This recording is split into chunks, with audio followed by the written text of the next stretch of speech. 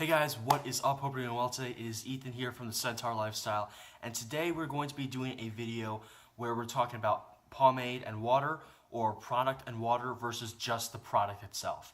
So let's get to it. So before we begin talking about product and water versus no product and water, I want to stress a few things.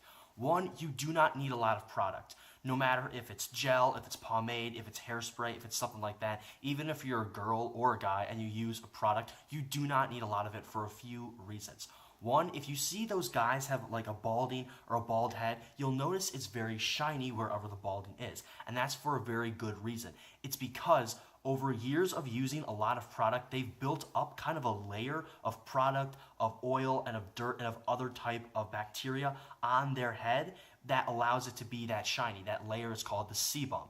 And that, like I said, is built up from so much bacteria and so much excess product that you can't wash out with shampoo or by any conventional mean building up there. So with that being said, I have to stress, do not use a lot of product. You only need about maybe a dime size or a fingertip size of pomade or of product or of gel, and that should do the trick. So the next thing that I want to stress before we get started is that you should wash your hair and then dry it out, or at least dampen it. And this is great for a few reasons.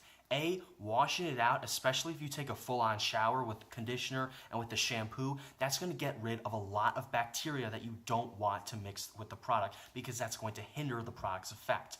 At the same time, what it does is that washing it will help rejuvenate your follicles of hair, and it will actually make your follicles of hair softer. So by doing this, instead of having the bed head or instead of having the messed up hair you have when you get out of bed and where there's all this bacteria, there's maybe a little bit greasy, there's germs or whatever you want to call it on that hair, you're actually taking all that out with the water, obviously, and it's going to make those follicles of hair a lot smoother. It's going to make them softer. They're going to have more of a natural shine, as you can see with mine.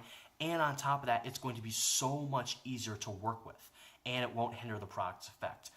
So those two things aside, let's get into the product and water versus just product.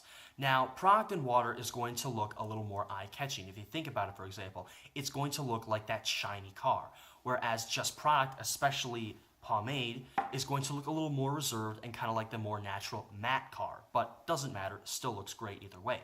Now, the shiny hair from water and product is going to be more eye-catching. For example, if I see a guy right here who has jet black hair, kind of like mine, but it has gel and it has water, it's going to look a lot more maybe unnatural, but it's definitely going to catch my eye the way it reflects the light, and my eye is going to be drawn to that, and I'm going to be drawn to that person, versus a guy who has the same type of jet black hair, but is kind of like my hair, that's a little more natural, a little more flowing. It's not going to look as eye-catching. Now, that being said, there are definitely some downsides of having the shiny hair. A, it's going to look greasy. You're not going to look as natural. It's not going to look as modern. It's not going to look as relaxing or as comfortable to the eye as natural product is, because like I said, it's vivid, it's shiny, it catches your eye, but it can also be an eyesore in that regard. Whereas just product by itself is going to look a lot more reserved. It's also a lot more modern. It's the 2015, 2016, 2017 way of doing your hair. It's natural, it's flowing, it's not crispy or kind of spiky to the touch, if you will. And on top of that, it's going to be a lot easier for the eye to look at and a lot easier for the eye to process. So yes, you won't get noticed as much, but when you do get noticed, it's going to be in a good connotation. Whereas if you get noticed with your eye-catching shiny hairstyle, it's not going to look nearly as good. So just product is going to look nice for a few reasons. A, it's going to look a lot more modern, and it's going to look a lot more in style. This, as I stated earlier, is the 2017 look. A lot of guys like to use pomade or like to use some type of product that isn't like gel, that doesn't hold their hair so tight, doesn't have that more crispy, that greasy look. It just doesn't look good. That's out of style. It's better, in my opinion, to have kind of like hair like I do, where you have a more flowing, a more uniform, a more unison style. Something that's going to be a lot easier to look at, that's still going to kind of have that shine, but it's also really going to bring out the naturalness of your hair. And what I love about this is that you can actually layer your hair. For example, if I take my hand and I just slowly run it through my hair, as you can see, it's all layered up, and it looks great. That's something you can't do with product and water and a very jelly, more, I guess, greasy type of slick-backed, shiny hairstyle. It's just not going to look as good. Now, on top of that, there are a few downsides. Like I said, it's not going to look as eye-catching. People will see you as, oh, okay, you're more reserved, you're more this, you're more that, but you're not as eye-catching, you're not as kind of flashy as the guy who has the shiny hair. On top of that, this is very modern. If you're talking to more traditional guys or traditional girls, they aren't going to take a liking to this modern type of hairstyle as much as they would to a more slick back, more shiny, more even greasy hairstyle. So it really depends on who you're talking to. Now, to wrap this video up, the last word of warning, and I said this earlier on in the video towards the beginning, that I'm going to give you guys is don't apply too much. You only need a dime or a nickel size or maybe a fingertip size, maybe 2 scoops and that does it, or whatever the case might be.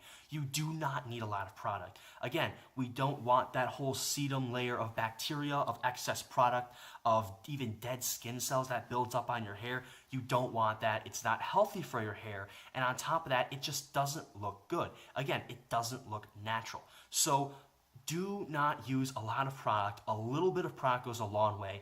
My advice for getting the most out of your little bit of product, your fingertip size of product, is equally and evenly distribute it. Don't just take this and just plop it down somewhere central in your hair and just rub it all throughout, but forget about the sides. Same thing with the sides. Don't just take half and half, put it on the sides, and forget about the top. Take a little bit, put a little bit in each section of your hair, top, side 1, side 2, right, left, doesn't matter, and then the back, and then make sure that you style and tone it with your hands or with your brush all throughout and evenly distribute the product all throughout your hair. Maybe put in a little bit of water for that shiny effect, or keep it more natural and more modern with no water, and it's going to look fine. So that's all we have today for product with water and then product with no water. Leave in the comment section what you thought about this video. If you have tips, tricks, style advice, whatever, so on and so forth, make sure that you share it in the comment section and you give your review, your critique on this video. Make sure that you subscribe and that you like. And also, final kind of sport wrap up, March Madness, Final Four, South Carolina, Oregon, North Carolina, and Gonzaga. Holy cow, this is going to be exciting.